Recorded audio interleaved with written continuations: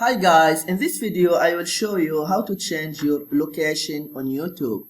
What you need to do, first just go to YouTube and log in your account, and you click here your profile icon, and then you see here location Canada.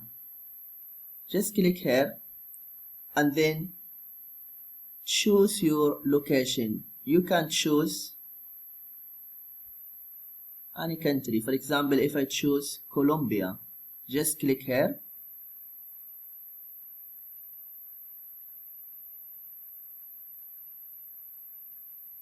and then just check it again. You see here location Colombia.